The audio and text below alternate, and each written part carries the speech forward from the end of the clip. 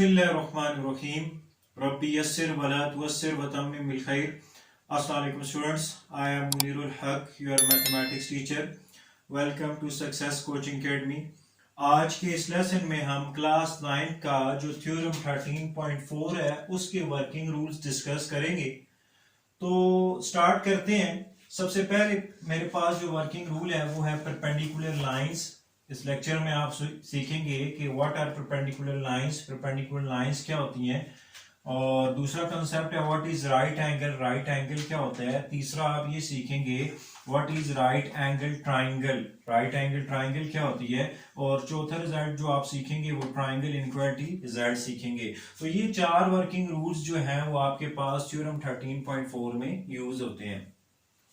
तो सबसे पहले मैं राइट एंगल आपको बताता हूं, उसके बाद फिर मैं परपेंडिकुलर लाइंस का कांसेप्ट आपको दूंगा। तो राइट एंगल ऐसा एंगल जो 90 डिग्री का हो, यानी एक ऐसा angle, an angle which measures, an angle which is of measure 90 degree is called right angle. तो ये देखिए, ये सामने आपके पास फिगर बनी हुई है। तो ये जो एंगल बन रहा है ये आपके पास ये 90 डिग्री का बन रहा है, तो ये राइट एंगल है। राइट एंगल मींस ऐसा एंगल जो 90 डिग्री का हो, ठीक है। अब नेक्स्ट जो हमारे पास कंसेप्ट है वो है परपेंडिकुलर लाइंस का। तो परपेंडिकुलर लाइंस कैसी लाइंस होती हैं, तो याद रखें दो लाइंस परपेंडिकुलर होती हैं अगर वो एक दूसरे को 90 डिग्री पे इंटरसेक्ट करें, वो एक दूसरे को राइट एंगल बना रही हो।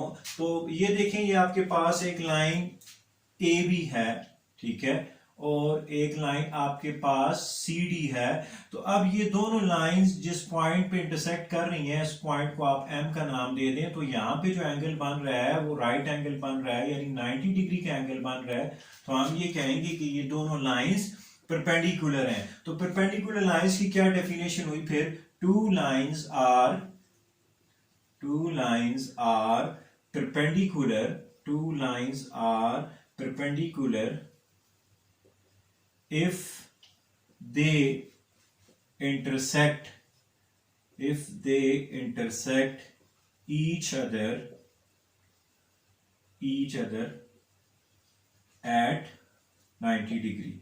यानी दो लाइंस परपेंडिकुलर होती हैं अगर वो एक दूसरे को 90 डिग्री पे इंटरसेक्ट करें। अब परपेंडिकुलर का जो सिंबल है वो आप उल्टा टी जिस तरह डालते हैं, ये है परपेंडिकुलर का सिंबल। तो ये परपेंडिकुलर है, ठीक है। तो ये परपेंडिकुलर्स, एक से ज्यादा परपेंडिकुलर्स हो तो आप ये परपेंडिकुलर ड्रा करके और छोटा सा यहाँ पे एस लिख देते हैं। तो ये परपेंडिकुलर्स का सिंबल है और ये परपेंडिकुलर का सिंबल है, ये आपने माइंड में रखना है। अब तीसरा जो कंसेप्ट है वो है मेरे पास राइट एंगल ट्राइंगल। तो राइट एंगल ट्राइंगल ऐसी ट्राइंगल होती है जिसमें एक एंगल राइट एंगल हो, यानी एक एंगल 90 डिग्री का हो। तो आपके सामने ये देखें, ये ट्राइंगल ए बी सी जो है, इसमें आपके पास जो एंगल सी बी ए है ये राइट एंगल है, ये 90 डिग्री का है। तो इस ट्राइंगल को आप कहेंगे राइट एंगल ट्राइंगल। तो राइट एंगल ट्राइंगल की डेफिनेशन क्या करेंगे, a triangle whose one angle is of measure 90 degree.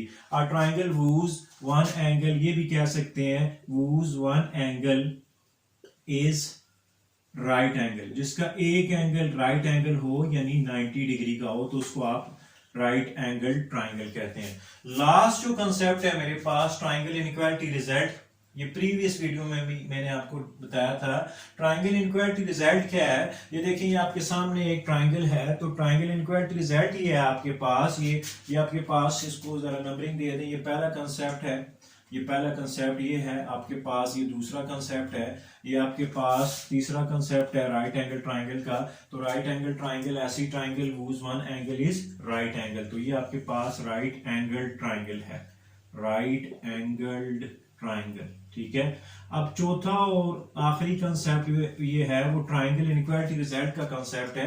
तो ट्राइंगल इनइक्वालिटी रिजल्ट का कंसेप्ट आपके पास क्या है, अगर ट्राइंगल की दो साइड्स आपस में अनइक्वल हो तो उनके एंगल भी आपस में अनइक्वल होंगे। यानी अगर देखें फॉर एग्जांपल मेरे पास अगर ए सी ग्रेटर है BC से। अगर एक ट्राइंगल है उसकी दो साइड्स आपस में अनइक्वल हैं, यानी AC बड़ा है BC से, तो बड़े साइड का जो अपोजिट एंगल होगा वो भी बड़ा होगा किससे, छोटी साइड के अपोजिट एंगल से। तो AC का जो अपोजिट एंगल है एंगल B, ये बड़ा होगा BC के अपोजिट एंगल A से। तो एक तो ये ट्राइंगल इनइक्वालिटी रिजल्ट है, और इसका कन्वर्स भी ट्रू है। अगर आप इस तरह कहें कि if angle B is greater than angle A, अगर एंगल A बड़ा है एंगल B से, तो एंगल B का जो अपोजिट साइड होगी, जो AC है, वो भी बड़ी होगी एंगल A की अपोजिट साइड BC से। तो ये आपके पास ट्राइंगल इनइक्वालिटी रिजल्ट है। ट्राइंगल इनइक्वालिटी रिजल्ट ये है कि बड़ी साइड का अपोजिट एंगल बड़ा होता है, किससे बड़ा होता है, छोटी साइड के अपोजिट एंगल से। और बड़े एंगल की अपोजिट साइड बड़ी होती है, किससे बड़ी होती है, छोटे एंगल की अपोजिट साइड से। तो ये चार कंसेप्ट आज के लेसन में हमने डिस्कस किए हैं कि what are perpendicular lines, what is right angle, what is right angle triangle, और what is triangle inequality result. इसको आप अच्छी तरह से प्रिपेयर करें तो थ्योरम 13.4 में आपको इंशाल्लाह ताला किसी किस्म की कोई परेशानी नहीं होगी। बहुत शुक्रिया।